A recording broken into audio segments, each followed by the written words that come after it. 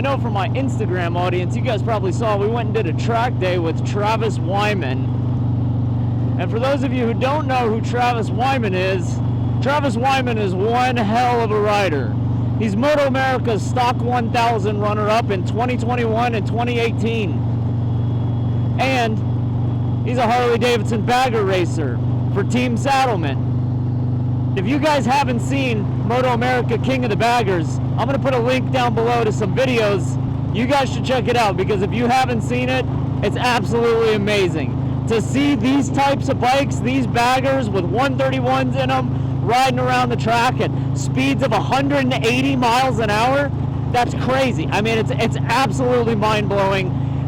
I had the opportunity to go to Moto America Laguna last year. Absolutely incredible. So once I started to see that, I said to myself, man, that's something that I want to do, and I want to figure out how to do this. Big old Labrador running around. Growing up in Kentucky, my dad raced horses. I had a really interesting perspective on things, because I actually spent my first Thanksgiving at Churchill Downs because my dad had a horse running that day. And what's cool about that is the horse won too. A little over a year ago, my dad was diagnosed with Alzheimer's and dementia. And before that happened, he wanted to get back into horse racing, and it was something that we talked about for a while. And unfortunately, things changed, and life throws you curveballs, and sometimes those curveballs are lemon curveballs, and you just kind of got to make lemonade out of it. So we didn't really see that happening, and everything with my dad. So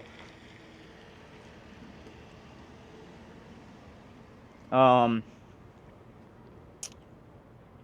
then fast forward a little bit of time, I got into riding and got into Harley-Davidson motorcycles. So my Harley journey started with a Sportster, because I feel like that's everybody's beginning in Harley, right? And I had that bike for a little while and got myself onto a Softail, and then eventually got to the bagger. And I remember the day that I bought the bagger, I went home because I was on the fence about it, and my dad was home, and he was there when I came walking in the door, and I was telling him what was going on. I'm like, I'm thinking about this bagger, and I really want to get it, and I just don't know if I can handle it, and I don't know, like I'm on the fence about it, and I just started rattling off at like 1,000,000 miles an hour, and my dad grabbed me by the shoulder, and he said, stop. And he said, if you have a good deal, go do it.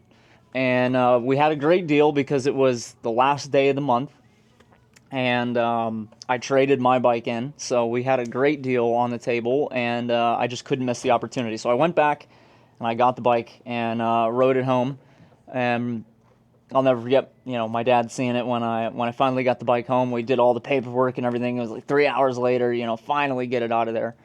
And my dad was in the driveway waiting for me to come home with it, and just, I remember he had his phone out, and he was taking pictures to send to his friends, and I'll never forget, the look on my dad's face, like, you did it, you pulled the trigger, and you got it, and I'm proud of you for doing it. So that sticks with me. I think it always will too. So that brings us to today, and this bike, a Road Glide ST. I absolutely love this bike, and I'm super thrilled that I got it.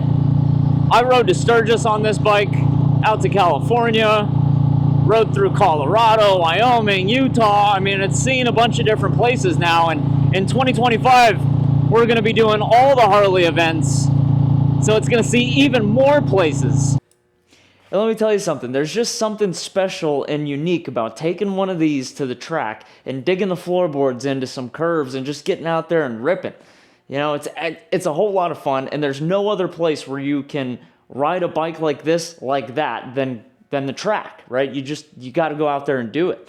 And it's a lot of fun, man. I don't know what to tell you. Like, yeah, this isn't a race bike, and that's like, I think that's what people's misconception is like, yeah, exactly. Like that's exactly the point. Like, this is not a race bike. That's exactly why it's entertaining, and it's fun to watch, and it's fun to be a part of. No part of this was designed to be competitive on a track. So obviously you can tell I'm pretty passionate about it, and I think it's pretty fascinating, and it's really interesting to me. I want to be a part of it. I think it would be fun. And, you know, I show my dad this stuff, and he's mind blown. My dad's a racing fan, watches F1, and likes all things racing. So once he saw the bagger racing stuff too, he was mind blown. He's like, I can't believe that. I firmly believe that I wouldn't be sitting here on this bike doing this in front of a camera if it wasn't for my dad's reassurance and, you know, being there like dads always do. And Alzheimer's and dementia is just robbing him of who he is. And it's a version of hell on earth for everybody else and for him because, you know, it just sucks. You want to know what's really cruel about everything and what I think is just... My dad is a doctor. His whole life was spent taking care of people, trying to fix people, trying to heal people. And my dad was a good doctor. He was one of the good ones. And, you know, he didn't get into it for the money or anything like that. He was a good doctor. It's cruel, you know. I feel like my dad got robbed, I got robbed, my family got robbed, my kids that aren't born yet got robbed, and it sucks. So yeah, there's times where I'm angry. I wouldn't be here doing this without my dad. I wouldn't have this bike in this garage if it wasn't for my dad.